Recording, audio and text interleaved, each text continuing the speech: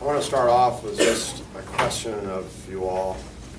When you hear, especially in light of what's been revealed these past several days, which is still ongoing and unfolding, when you hear the name National Security Agency, what comes to mind? Bad things. The puzzle box. Puzzle box? Smoke and mirrors. Smoke and mirrors. No such agency. Spying. Spying? It has that faint ring of safety, like, because I'm older. It's like Faint ring of the safety. suggestion is it's to make us safe, but I know otherwise. Evil mathematicians. Evil mathematicians. The movie Enemy of the State. Yeah, the great movie Enemies of the State. Yeah, much closer to the truth than it turned. Yeah. It was on last weekend, too.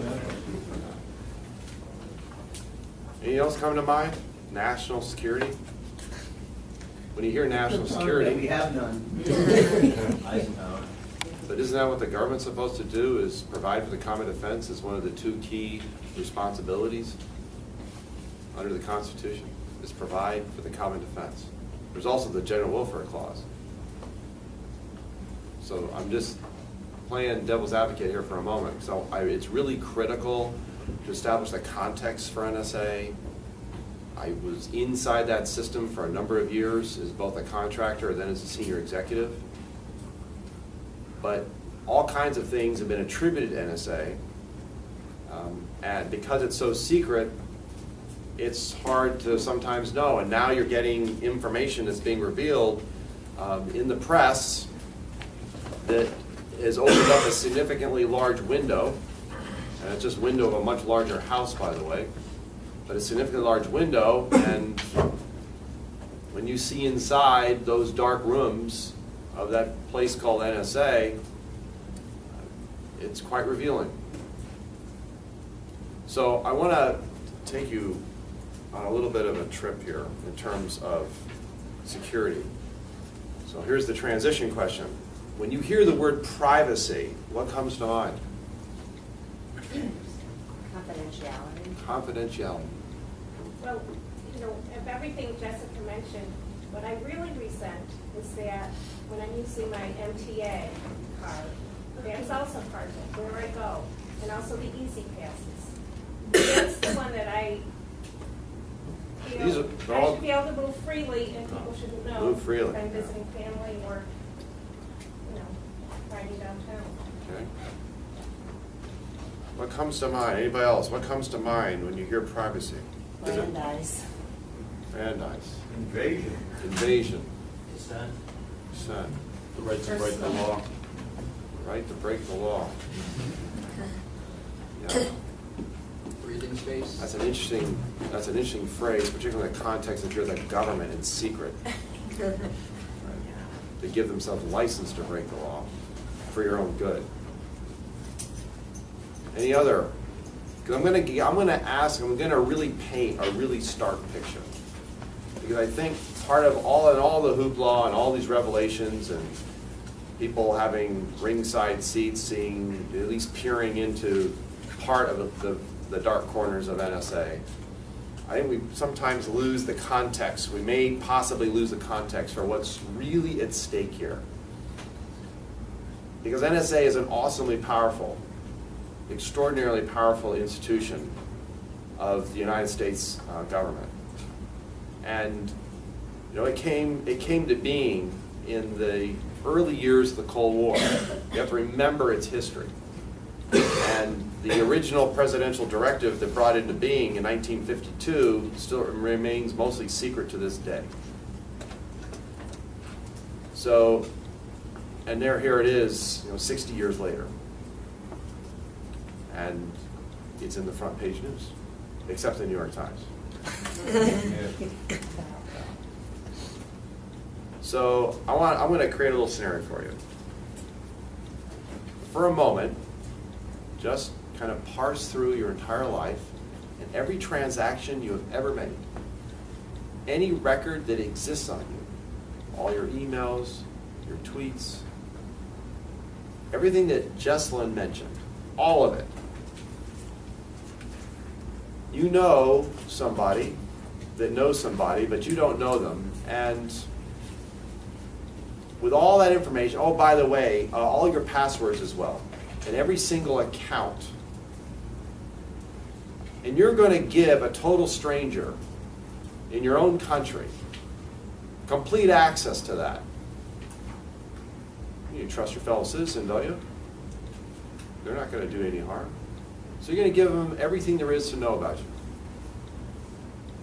Would you do it? Not willingly. Why not?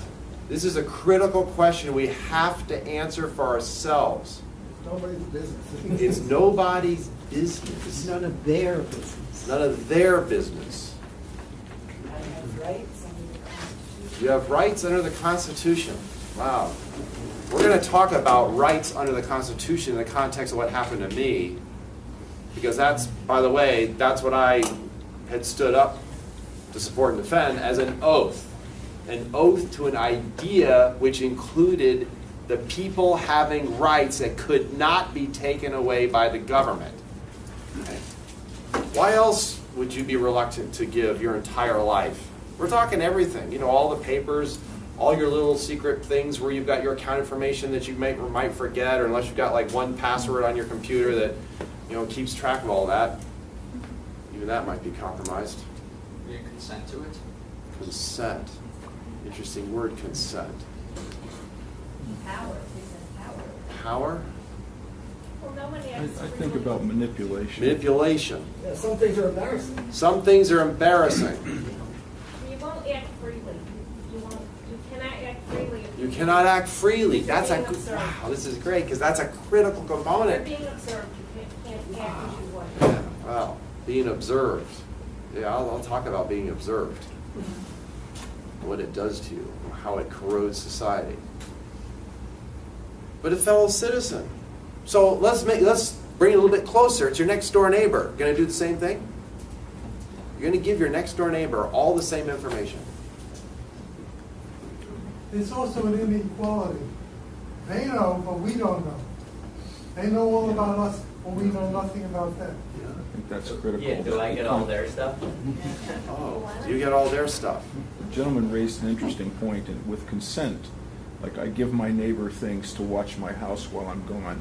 I give my kids passwords so that they can access information on my site. But I'm consenting to a sharing relationship. I'm not being observed, as you're saying. That's without my knowledge. And when you get back, you take your keys back. Yeah. It's about the context, people taking things and misinterpreting and creating a totally different picture of who we are. So why would you let the government have unfettered access to everything there is about you? We never gave permission. We never gave permission for that. We never gave permission, but in the absence of permission, they're accessing all of this in increasing amounts of it, by the way, as revealed rather dramatically over the past several days. No news to me, by the way. I've had many people ask me, wow, Tom, no news at all. It's routine. It's routine. So if they have access to all that, what's the big deal if you have nothing to hide? Well, can I say something? This is a good point, actually.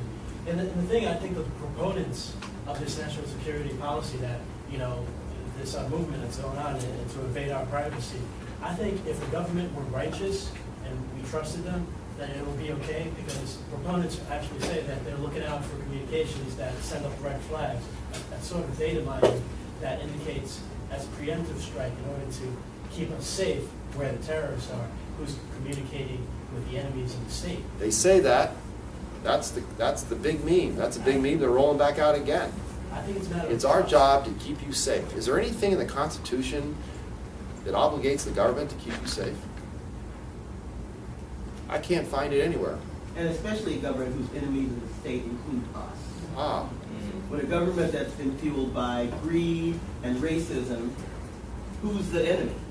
you got to remember. Who are they going to observe? I know if you're black and brown, you've never been off the they're okay list. You've always been an enemy of the state. So anyone thinking they're doing it for our own good has lived in a little bit of an illusion for a minute. Which dates back to Benjamin Franklin's warning. So, you're me. You find out after 9/11, within the first few weeks after 9/11, that the United States government, in the deepest of secrecy, has decided that the Fourth Amendment no longer applies in terms of the restrictions the NSA had because of massive abuse during the 50s, 60s, and 70s, and formal programs they had then to spy on people they didn't like in secret, when there was no FISA and there was just the Fourth Amendment. So after 9/11, they said, you know what? Threat's too big, it's secret.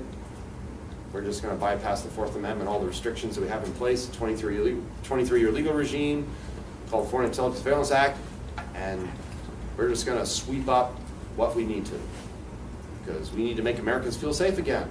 Now, you don't know this. You don't know this is going on. They're doing this ostensibly for your own good. They're doing this ostensibly for the purpose of national security. They're doing this ostensibly to protect the nation. You have to remember, they had failed to protect the nation on 9/11.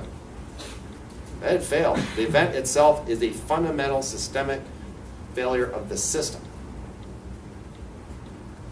I recognize there's all kinds of theories and everything else, but remember, I was on the inside, right? So, I discovered this, and I knew that I was eyewitness to the subversion of our own Constitution. And I knew that the choices the government made at the highest levels, the White House in partnership with the NSA, would have enormous strategic consequences down the road. Might not be visible initially, and all the fear and hysteria post 9/11. And of course, in October, the Patriot Act was passed. First Enabling Act legislation. To begin to make legal what had been fundamentally illegal in terms of violating our rights and freedoms. But hey, I was told we live in a different era. You don't understand, Tom. Yeah, we have a Constitution, but we got a real threat out there. That threat means that we've got to take that line and move it way over to the security side. If that means giving up a few liberties here and there, and hey, if you're an American and have nothing to hide, it's not going to matter. I gave everything I knew about that secret program to 2 9/11 congressional investigations in 2002. That history was censored, suppressed. It was never put even in the classified report. It was as if it had never happened. That's 2001 and 2002. And I continue to blow the whistle inside the government. Now accelerate forward to 2005, because this is, for me, a living echo of what's happening right now in terms of what we're now hearing about NSA's activities and conduct. So in 2005, December, Eric Lichtblau and James Risen, right, this is a rather extraordinary article, appeared on the front page of the New York Times, December of that year, revealing for the first time the existence of the so-called warrantless wiretapping program. And what they revealed was only the tip of the iceberg. But what they revealed was an actual violation of the Constitution and the statutes that govern that activity. And what did the government do at that time? This is a critical program. The revelation of it caused grave and severe damage to the security of the United States. It's going to enable our enemies, blah, blah, blah, blah, blah. Are you hearing more than just echoes from December 2005 with the government wheeling things out in front of CNN and all the other main broadcast stations about why, now that the programs have been partially revealed, they have to justify their continuing existence? And it was for our good. Right? It was for our good. But see, I've lived all this for the past 6 years, 7 years. Because in 2006, I came under investigation. I became a target of the surveillance state. I became a target of a massive multi-million-dollar, multi-year national security investigation, looking at who were the sources for the Risen and Lichtblau article. I was not a source, interesting enough, but I had made contact with another reporter from a different newspaper. That was a triggering event. And by virtue of association, in fact, that as an American practicing my First Amendment rights, to reveal what was clearly in the public interest, the government was actually violating the public interest, I became a target. I don't know if anybody in this room has been the subject of of a target in the manner in which I was. And so over the course of almost a year and a half, not only was I electronically surveilled extensively, but I was physically surveilled. Do you know what it's like to have people following you around in the shadows? And then later on, they made it even more obvious because they clearly wanted to be extraordinarily intimidating. When I would leave my home in the morning, and I was teaching at the National Defense University, there used to be a couple of cars parked down at the end of the road. Later on, the FBI, very chilling, said, oh yeah, we knew when you left in the morning, we knew when you got back, we knew everywhere you went, Mr. Drake. What does it do? Now, I'm living this as an individual because I'm now a target of a criminal investigation. What does that do to you? What do you think it does to you to have the government now considers you an enemy of the state, up to no good, that you are directly endangering national security, which in itself is just a euphemism. And you're getting in the way of our ability to operate in secret, ostensibly on behalf of the American people. What does it do to you? So let's accelerate forward to the last 3 or 4 days. Extraordinary revelations, no news to me. And I had never seen one of these, I'll be the first to tell you that. I was certainly aware of these orders, these special orders, now a rubber stamp from the secret FISA court, but reading that rather clinical, antiseptic language, pseudo-legalese, authorizing the government in the deepest of secrecy based on the classification of that order alone, authorizing, basically directing, based on authorization under National Security Authority, and you got a court saying, yep, it's approved. Blanket warrant for Eisen, turn over all your phone records, all of them. Every single phone record, and do so every day to NSA. I guess that'll keep the threat away. Every single phone number. There's no pretense of probable cause. There's no pretense of any kind of other investigation. There's no pretense that somehow in doing this, right, we'll stop the next attack. This is every single phone record. You know what they can do with metadata? Because they build this profile over time. Because I'm going to give you a very stark example. In terms of history, we forget history. This is why you have to chain the government down with all kinds of binders. And what's happening now is we have the government is unchaining itself from the very Constitution that it is supposed to uphold. But it's gotten in the way. It's gotten in the way. I used to fly on RC-135s during the latter part of the Cold War. And I flew under the authority of the military side of NSA called Central Security Service. I was a cryptolinguist. That RC-135 had extraordinary capability to vacuum the ether of anything, pretty much anything that was broadcast as a signal. We swept all that up and we reported back, as we called it, Big Daddy. I realized at the time that Big Daddy was going to become Big Brother. The target country in which I became an expert was East Germany. I would encourage everybody, get the chance, to read the history of East Germany. Because if there's a template for what's going on right now, it's East Germany. That was a fascist surveillance state. A fascist surveillance state. The Stasi, the secret police, had become monstrously efficient over the years in building these massive dossiers on all of their citizens. They didn't trust anybody. Anybody seen the movie Lives of Others? There's that scene where years later, after the fall of the Iron Curtain, and the Stasi records are released. And he's now in the unified Germany, and he's going through his records, and guess what? He finds out that his home had been wired, completely wired by the Stasi. And remember in that scene, he goes back to his old apartment, and he starts pulling the wires out of the walls. Take that, and now expand it to the entire United States electronic infrastructure.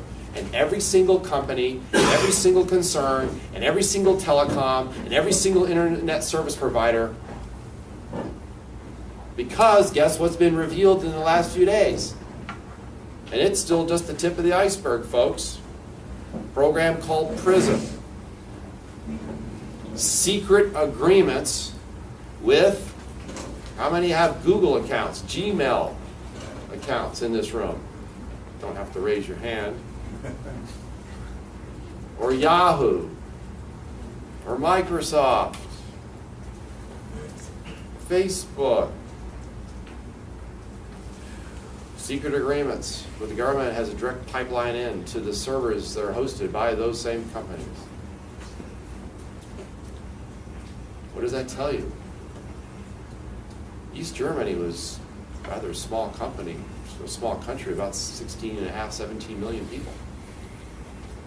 You have this extraordinary, deep secret alliance between the federal government, the national security apparatus, and increasingly more and more companies that have data about you, social media data, all electronic data, records data, account information. The Stasi would be drooling if they had access to NSA technology. Because it makes it so much easier. You know what a pain it is to build all these paper records? Now it's electronic. And how much easier is it if I can make secret agreements with these companies and get pipeline access to all that information? Guess what that gives me the ability to do? Remember, and I haven't asked you the other question, by the way, because it's one of the phenomenal government memes, propaganda meme, right? Well, hey, it doesn't matter anyways, so even if we get caught doing this, if you have nothing to hide, what are you worried about? You don't get to choose. The government gets to choose. And I'm exhibit number 1 with what happens if they don't have the evidence, they make it up. If they don't have the evidence, they recast it in secret. And they place you in a box because they can. They can lie about even your own life. They can take transaction information and turn it into something else. They can say you made this phone call to associate with somebody else. Or, and especially if they don't like you, they're going to find something. That's why I asked you early on. They'll find something that is embarrassing, that you wouldn't want to have known to others, or just the fact that you made certain kinds of purchases or viewed certain Netflix movies. You know, when they came to my house on November 28th, 2007, which was, I would never want anybody to go through the experience I did. We were looking out your bedroom window and you see a dozen FBI agents armed streaming across your front yard, and there's this huge knock on the door, which they told me later if I hadn't answered the door within a few seconds, they were going to bust it down. In that moment, I was target number 1 for this massive investigation. And they went through my entire house over the next 9 years. They were even in the backyard with these poles looking for like hidden compartments and boxes. They were in my library. And they were walking around looking at all the books and papers in my library. And one of the FBI agents said, "You have some very interesting material here, Mr. Drake. Because if you actually took the titles, just the binder titles, the metadata titles alone, not the content of the books, just the binder, or the cover, title and author, just took that alone, well, if it goes across the entire political spectrum. I'm a student of politics and history, very interested in life on a number of different levels. They were having a hard time trying to figure me out. They were. But they had to put me in a box. They had to make me something I wasn't. But at a minimum, I was an enemy of the state. April 2008. I want to have an opportunity to give you an update on Manning, and we can open it up. It's just to give you a sense, because I've already lived what this means. And I have the dubious distinction as well as the personal burden that I continue to bear to this day, that under this unprecedented, this incredibly relentless assault on information, assault on truth-telling, assault on whistleblowing, the assault on the First Amendment and using the Fourth Amendment as the acid to erode the foundation of this country. I have the dubious distinction and burden of being the only one that's held them off. Because what the government can do to you is unbelievable. The pressure they put on you, trying to separate your family, divide your friends, cast aspersions, becomes an extraordinary lonely existence. They separate you from everything you ever were. April 2008, I was actually in New York City trying to clear my head, realizing what I was facing 5 years ago. I got a call from the FBI agent when I was still cooperating. I was still cooperating because I was reporting high crimes and misdemeanors under the Constitution. We need to have you report to one of our facilities. So I did. The chief prosecutor, for the first time, was there and met me. And it was a star chamber. And he looked at me, sitting about 4 feet. He said, "Mr. Drake, how would you like to spend the rest of your life in prison unless you start cooperating with our investigation? Because we have enough information to put you away for a long, long time." I'm an American citizen. This is the chief prosecutor. But see, here's the kicker. That's 2008. All those threats, I was just simply under investigation. Right? I had not actually been prosecuted. I was being persecuted, that's for sure. I was the target of a major investigation. This is the Bush administration. I was a prosecutor under the Bush administration.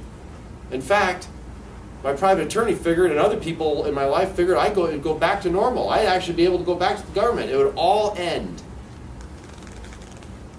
Remember Obama's campaign words. And these was the eloquence he so expressed from a teleprompter about the value of whistleblowing.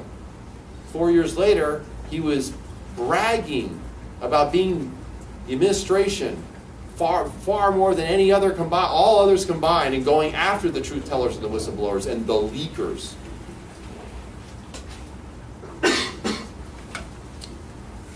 So here we are. What's at stake? Because the national security state has become a leviathan. It is fully embedded within the very fabric of our society. If you care about your own future, if you care about freedom, if you care about those rights not being taken away from you and being turned into privileges, the government decides when and where they'll dispense them, then you better stand up and defend what this country is all about. You better stand up and not just be a spectator, not just listen, not just hear from me, having lived all this and others. You better take action, because they don't yield power willingly. Reparaphrasing, recasting Frederick Douglass' most powerful words from the 19th century. It's way past time, folks. And yet we were blowing the whistle years ago about this. And no one was really listening. But are you listening now? They won't yield. They have already opened up, as Jesla mentioned, a criminal investigation. Because they're exposed. They don't like being exposed. They don't want to be open and transparent. They want to hide in the shadows. If it means taking away your rights for the sake of their agenda, then so be it. Just remember history. I don't want history to repeat itself. And I'll leave you with this, and then we'll move to Kevin. I was in Europe recently. A lot more receptive audience overseas, by the way, with respect to this subject. In fact, right now journalists from any number of countries being incredibly persistent for interviews. They realize what's going on, and they're really, really worried. And they hear about these partnerships and arrangements between the U.S. and other countries. But this couple who lived in Germany put it in the starkest of terms. Well, at least we recognize, understand that we live in a post-fascist society. You live in a pre-fascist society and you don't even know it.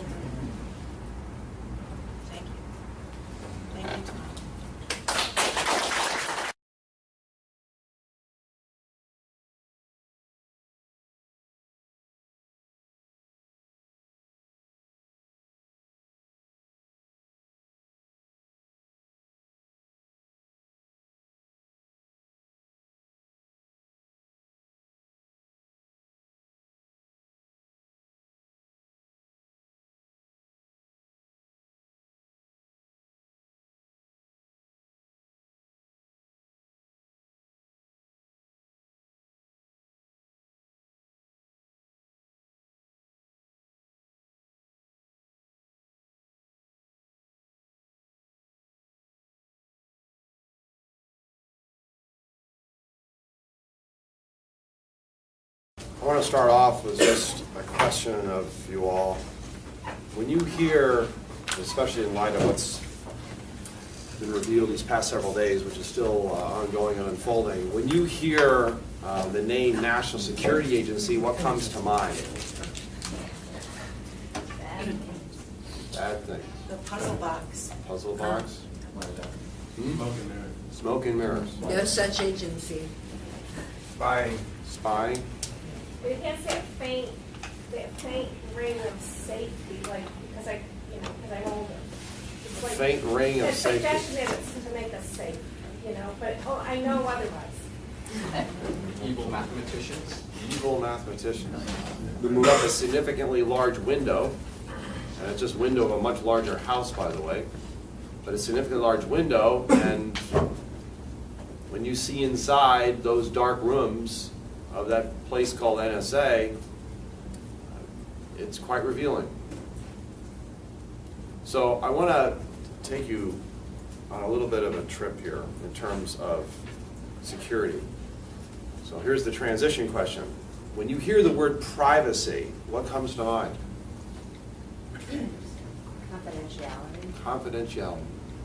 Well, of everything Jessica mentioned, what I really resent is that when I'm using my MTA card, that's also part of it, where I go, and also the easy passes.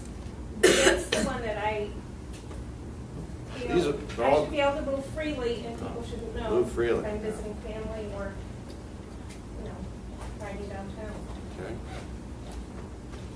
What comes to mind? Anybody else? What comes to mind when you hear privacy? The early years of the Cold War. You have to remember its history.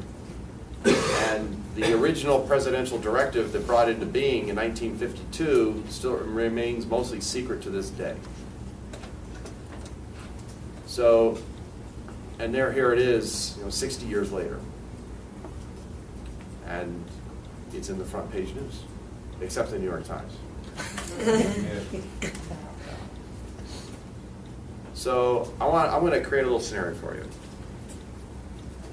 For a moment, just kind of parse through your entire life and every transaction you have ever made. Any record that exists on you, all your emails, your tweets, everything that Jessalyn mentioned, all of it. You know somebody that knows somebody, but you don't know them, and with all that information, oh, by the way, all your passwords as well, and every single account. Movie enemy of the state. Yeah, like great movie Enemies of the State. Yeah, much closer to the truth than it turned. Yeah. Last weekend, too. Anything else coming to mind? National security? When you hear national security, We have none. but isn't that what the government's supposed to do, is provide for the common defense as one of the two key responsibilities under the Constitution, is provide for the common defense. There's also the general welfare clause. So I'm just playing devil's advocate here for a moment. So it's really critical to establish the context for NSA. I was inside that system for a number of years as both a contractor and then as a senior executive. But all kinds of things have been attributed to NSA. And because it's so secret, it's hard to sometimes know. And now you're getting information that's being revealed in the press that is over. Brandeis. Brandeis. Invasion. Invasion. Dissent. Dissent. The right to break the law. Right to break the law. Yeah. Breathing space. That's an interesting phrase, particularly in the context if you're the government in secret. Right. They give themselves license to break the law for your own good. Any other? Because I'm going to really paint a really stark picture. Because I think part of all the hoopla and all these revelations and people having ringside seats, seeing, at least peering into part of the dark corners of NSA, I think we sometimes lose the context. We may possibly lose the context for what's really at stake here. Because NSA is an awesomely powerful extraordinarily powerful institution of the United States government. And it came to being in the